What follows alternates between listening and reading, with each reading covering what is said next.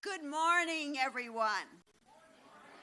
Welcome and thank you so much for coming out on such a cold morning. But we are so glad to be here because this is truly an exciting day for the workers of New York City and for the workers across the state of New York and their families.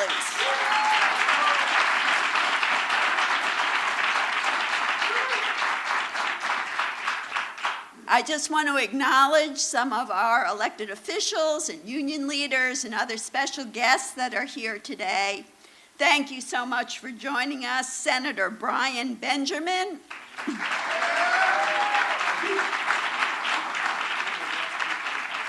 Assembly Member Richard Gottfried. Assembly Member Jose Rivera.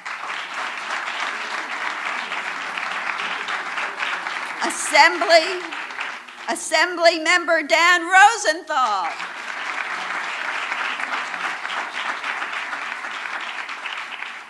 Assembly Member Joanne Simon.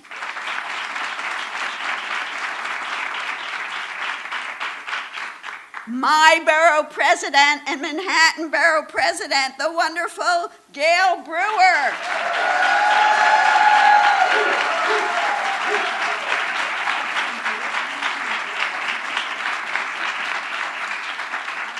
Council Member Peter Koo.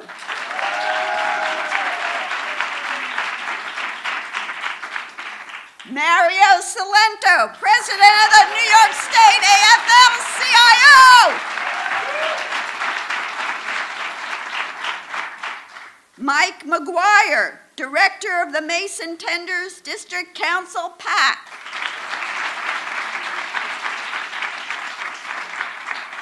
Jill Farillo, Executive Director, New York State Nurses Association.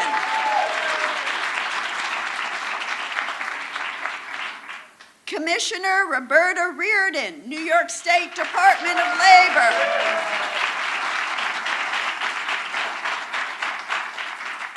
And my fellow advocates of the New York Paid Leave Coalition, Donna Dolan, Eric Williams, Jocelyn Mazurkowitz.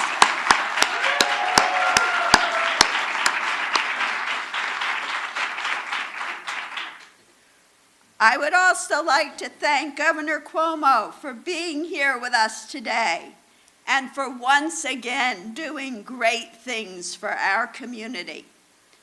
Governor Cuomo is stepping up and delivering relief for hard-working New Yorkers who still struggle to get ahead in today's economy.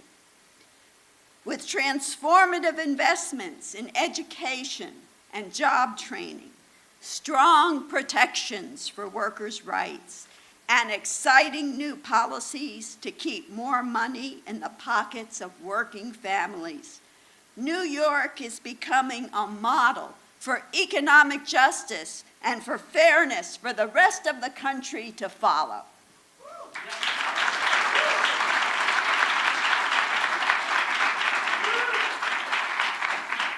So please join me in welcoming a tireless advocate for working people, our champion, the 56th Governor of New York State, Governor Andrew Cuomo.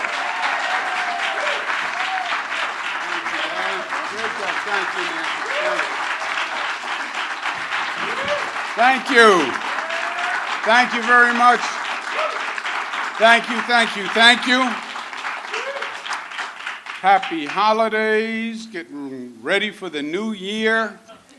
Thank you all very much for taking the time to come out today to be with my colleagues who we're getting excited. We're going to start a new year in Albany in just a few days, and Lord knows we have a lot of work cut out for us.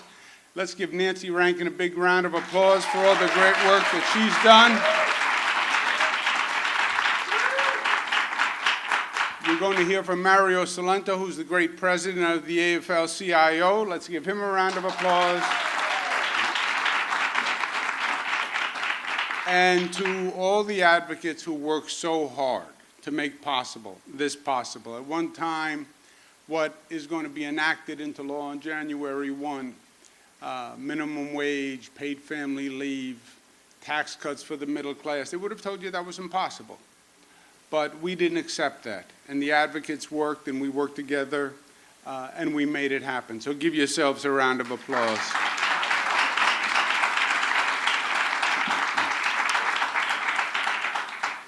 The year is almost over, and I, for one, am glad to see it go. Let 2017 go. It was just a bad year. There was a bad energy, a bad mojo. I don't know what happened, but planets were out of alignment, and a lot of bad things happened. Climate change all over the place like we've never seen before. Florida, Texas. What happened to Puerto Rico is a national tragedy. People in Puerto Rico are Americans. This country did not step up and do what it was supposed to do.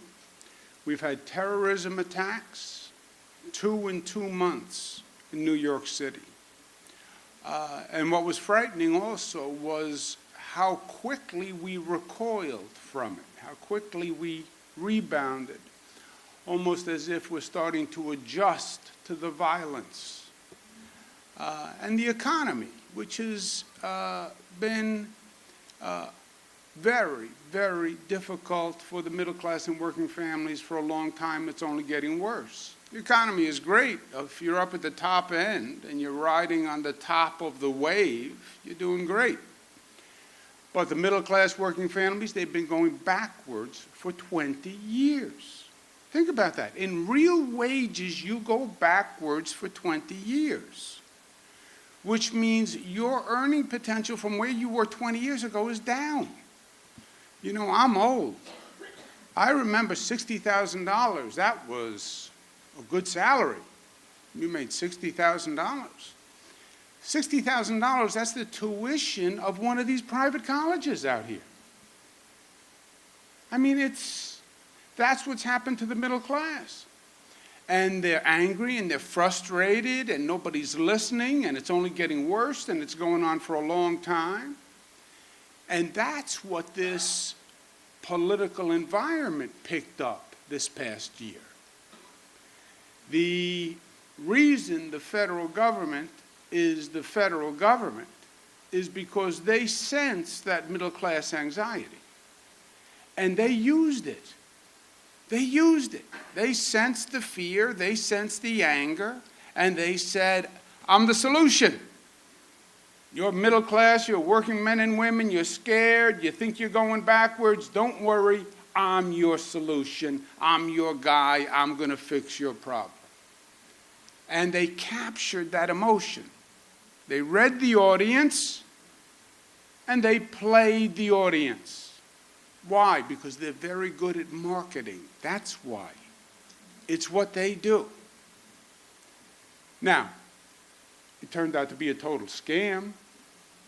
They passed a tax cut plan that 60% of the benefits go to the top 1%. They say 15 times a day, whenever you turn on the TV, this helps the middle class and the working class. Yeah, it doesn't. It's math at the end of the day, right? It's not words. A tax cut plan is math. And the math says 60% go to the top 1%. Well, we're giving the rich corporations a big tax cut, 40% tax cut, so then they can give the wages, higher wages to the worker. Oh, that sounds so nice. It's nice. Wouldn't it be nice if that's the way the world worked? I give the corporations a tax cut, and they have a big windfall, but they're nice people, and they're generous people, and they're kind people. So they don't want to keep the money. They give the money to the workers as a wage increase. And they say, Merry Christmas, Happy New Year. I didn't need the money anyway, I'm rich. Oh, that would be so nice. But then you'd have to wake up, right? And when you wake up, you give a tax cut to the corporation. You know what the corporation's going to do? Put it in its pocket. Pay the CEO more. Pay higher dividends. Buy a house in the south of France. Why should they pay the workers higher wages when the workers are already working for those wages?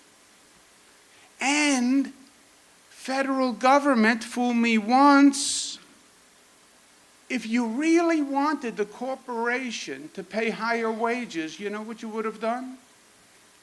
You would have written it into the law.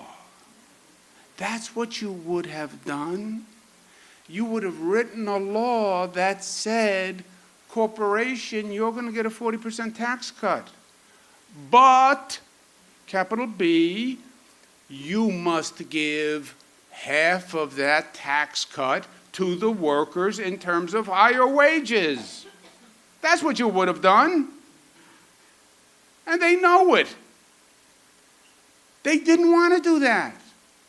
Give the rich the tax cut, give the corporation the tax cut. And they'll spend it and they'll buy things and they'll go buy something that somebody had to make, and that will stimulate the economy. It's called trickle down. It's what Ronald Reagan talked about. It didn't work then. It's not going to work now. It's a total scam on all the rhetoric, which was help the poor middle class, help the poor working guy, bring those manufacturing jobs back. The lesson coming out of 2017 is government matters. Government matters. I was with a group of one of my daughter's friends. They were bemoaning the world. I said, by the way, did you vote? Oh, well, I'm over here, I'm a boarding student and my voter registration. My hair was done that day. Taught people a lesson. Government matters. It can be very good. It can be very bad. But it matters. And you better vote. And New York is showing you the flip side of the coin. How do you really address the middle class? That's what these ladies and gentlemen in the legislature actually did this year. Number one, you create jobs. Create jobs. Because this is not about endless government subsidies, it's about getting people good paying jobs. This state created over 1 million jobs. We now have 8.1 million private sector jobs, the highest number of jobs the state has ever had, believe it or not. 8.1 million jobs. So create the jobs. Provide education for people to get those jobs. 50% of the jobs in 5 years are going to require a college education. 50% of the jobs. Well, how do I pay for college? Well, go to a state school. A state school can cost $30,000 a year. Not tax deductible. That's $60,000, $50,000 in income. That's stressing the middle class. You want to know what makes the middle class nervous when they go to sleep at night? How am I going to pay my mortgage? How am I going to pay for my kid's education? God forbid my kid gets into college and I can't pay. What guilt, what a failure of parental responsibility.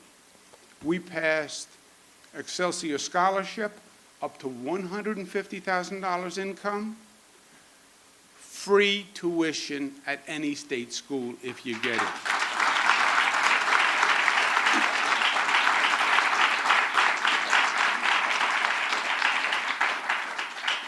And then we passed what we're talking about today, raising the minimum wage. Well, just kids get paid the minimum wage. Nobody really makes the minimum wage, just a high school kid. Oh, really? Minimum wage, 40% of the people who earn minimum wage or are married or have a child, 40%. 50% are over 35 years old.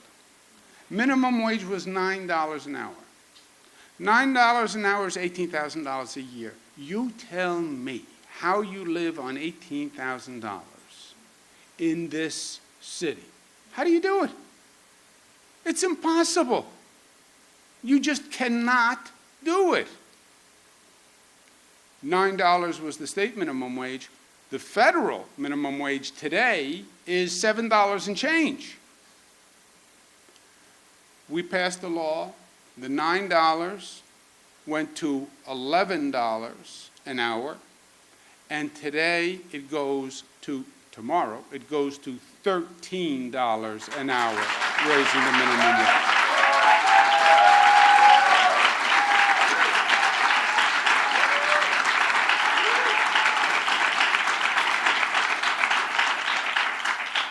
The year after, it goes to $15 an hour. Now, you want to talk about making a difference in somebody's life?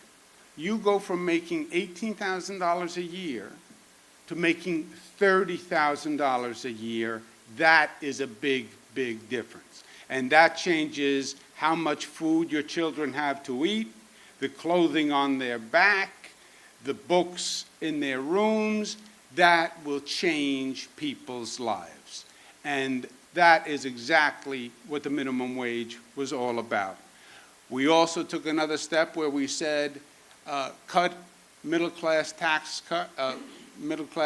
rates, and that goes into effect tomorrow also. The rate goes from 6.4 down to 5.5, about a 1% cut for the salaries up to $150,000. So not only will you make more, but you'll save more in state taxes.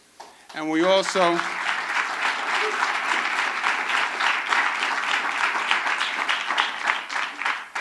passed something called paid family leave.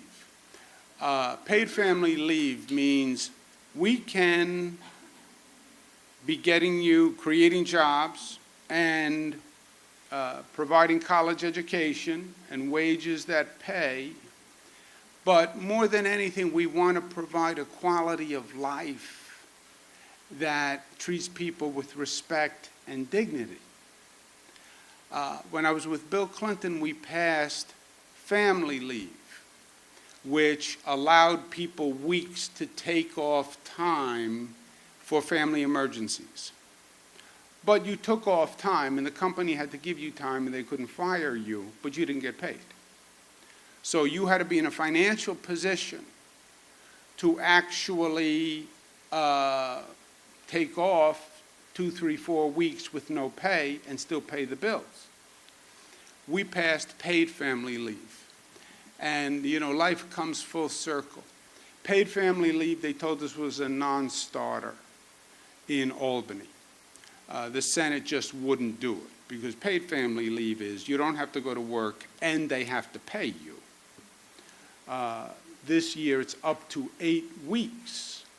So the businesses said, forget it. And it was an uphill fight. But it's about quality of life, and it's about reality. Just about this time of year, I was spending a lot of time in a hospital because my father was passing away. My father passed away tomorrow, which was the day of my inauguration as governor. He had promised me that he would be here through my inauguration. And I gave the inaugural speech on January 1. He listened to it over the telephone, and he passed away. He lived to his word. He would be here when I was inaugurated, and he was. But I was spending a lot of time in the hospital around this time of year. And a lot of people were very sick, and people knew that they were dying and they were going to pass. And a few families who I would be talking to, there was always a lot of frenzy. A daughter would be rushing in about 5:30, rushing out in the morning, rushing back at lunch. And she said, my father's dying, I can't get off work. I said, because I had to be smarter than the average bear, well, actually, there's a law that the Clinton administration passed that says you can get off work. She said, I know that law, but I have to get paid because I have to pay the bills. So I can't take off time. And I'm losing my father, and I want to be with him every minute. And I come in back and forth during lunch. I come in before I go to work in the morning. I get here right after work to spend time with him. I go home, put the kids to bed, and then come back to the hospital. Those are the moments that matter in life. You know, when you look back, what are the moments that matter?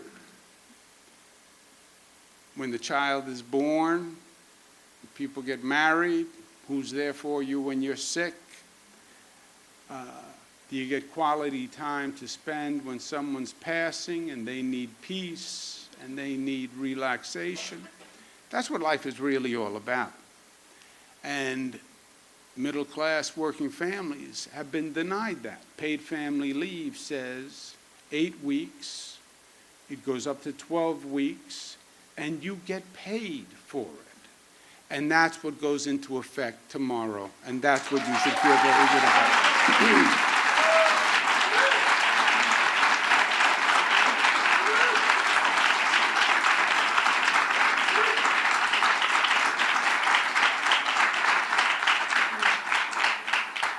Two last quick points. One, a message to the general public. The tax cut goes into effect tomorrow. Minimum wage goes into effect tomorrow. Paid family leave goes into effect tomorrow. This is not voluntary. We're not asking employers to do this. We're not saying it would be nice if you cooperated. We're saying it is the law, and it will be enforced.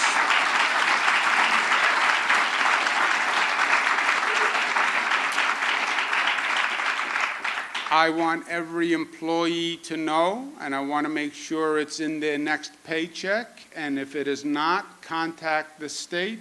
Make sure you know what the minimum wage goes up to, what your check should be. Make sure you know what you're entitled to under paid family leave.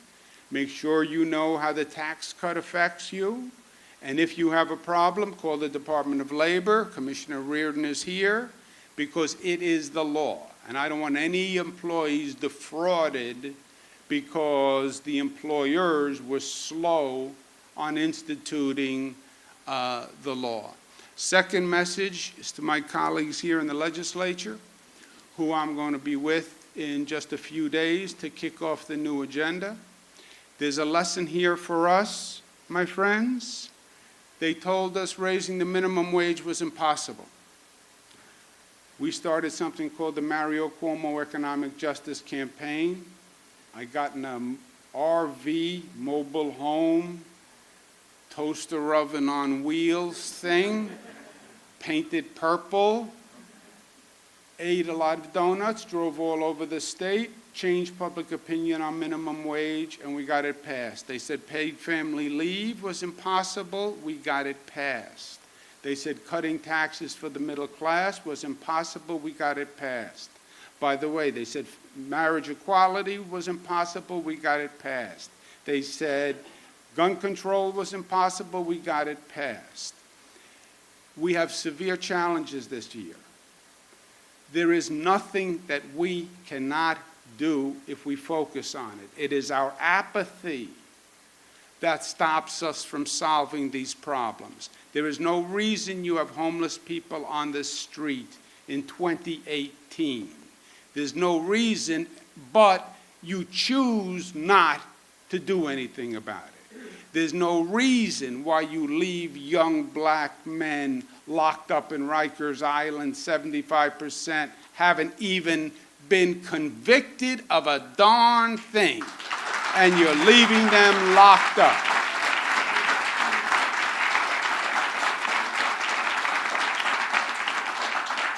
It's because they're poor, and they are minority, and they are voiceless, and they are powerless, let's be honest. None of these things have to be. We can change anything we want to change. And we've proven it over and over and over again. And that's what 2018 is going to be about for all of us. We learned a lesson on 2017. Sometimes you have to get knocked on your tuchus to see the world differently. Do you know tuchus? It's an Italian word, tuchus. You get knocked on your tuchus. You see, now I'm in trouble with everybody. Now the Italians are unhappy and the Jewish people are unhappy. Welcome to New York. You get knocked on your tuchus, you see the world differently. We got knocked on our tuchus in 2017. We see the world differently. You get up from the canvas. That's what separates winners from losers. You get up from the canvas, you get up stronger, you get up united, knowing there's nothing you can't do, and we change the course of this state and this country, and we do it this year. Thank you for having me. Thank you, Mario Salento and Nancy Rankin. Please welcome Mario Salento.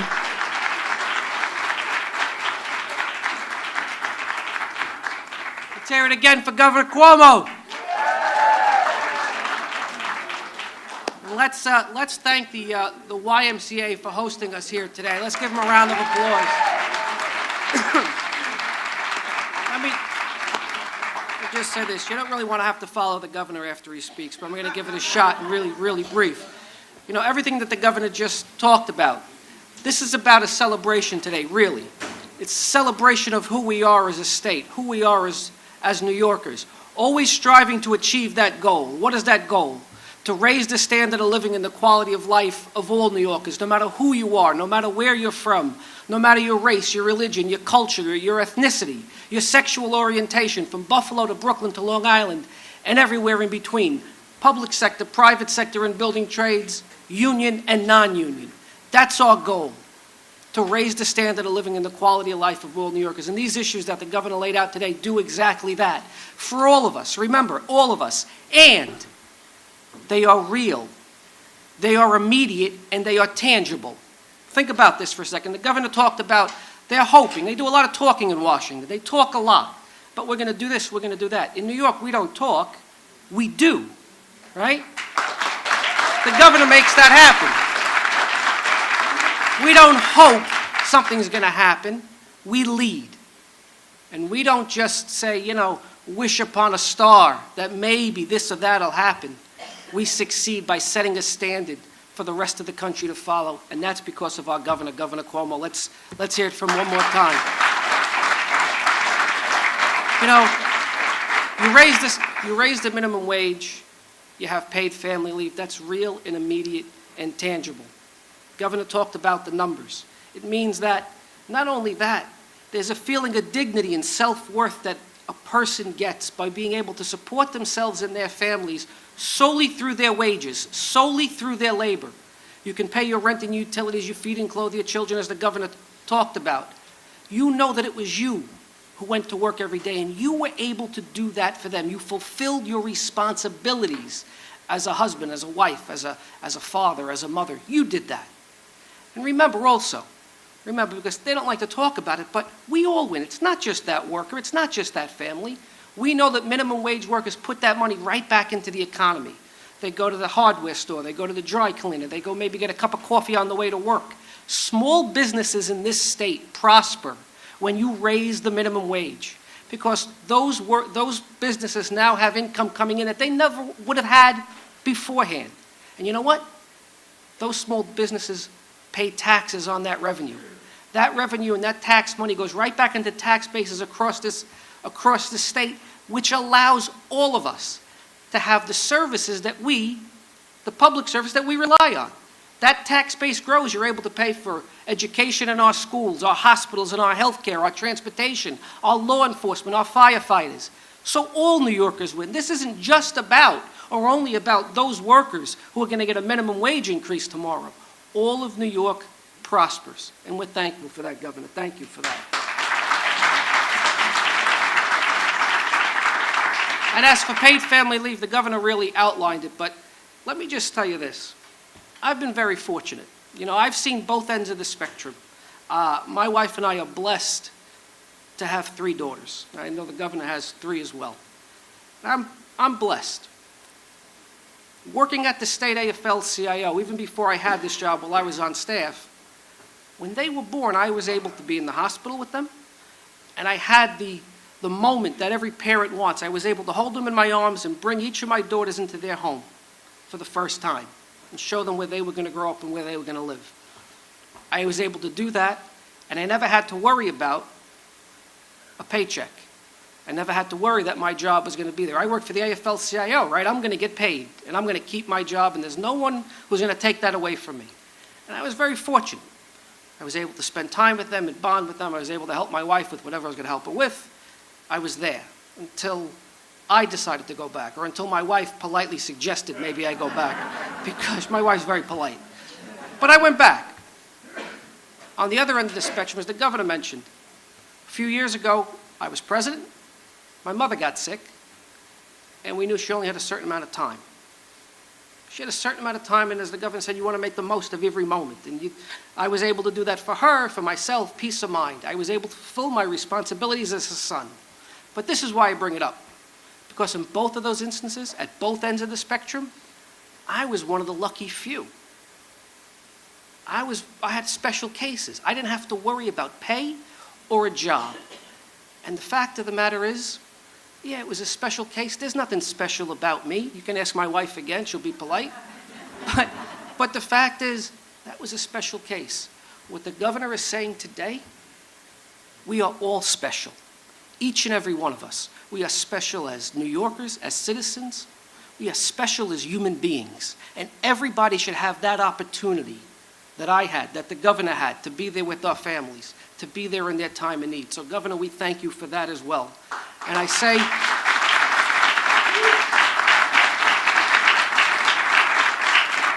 to you this, that this doesn't happen unless the governor leads the way. And as I said, there's a lot of talking. We hear a lot of talking in Washington, and we talk about the trickle down, and maybe this will happen, and maybe that'll happen. And leadership is not about hoping.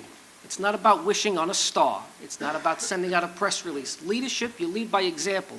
You lead through dedication and commitment to a cause. You lead by inspiring others.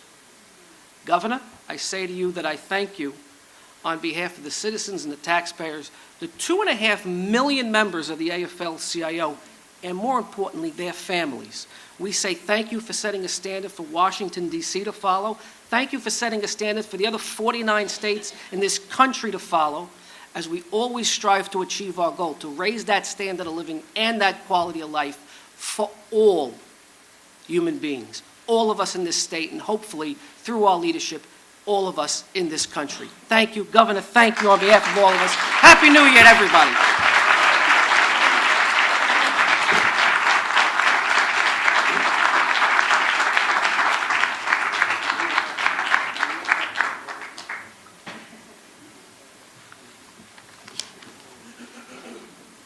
Thank you for your great remarks, Mario, and for your wonderful remarks, Governor.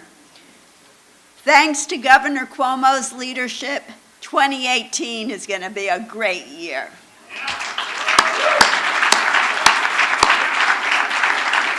A minimum wage on its way to $15. The most comprehensive paid family leave law in the country.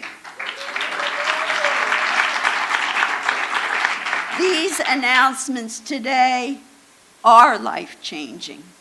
Together, we're building a stronger and a fairer future for New York, where all our families can thrive. Thank you all. This concludes our program. Stay warm, stay cozy. Happy New Year, everyone.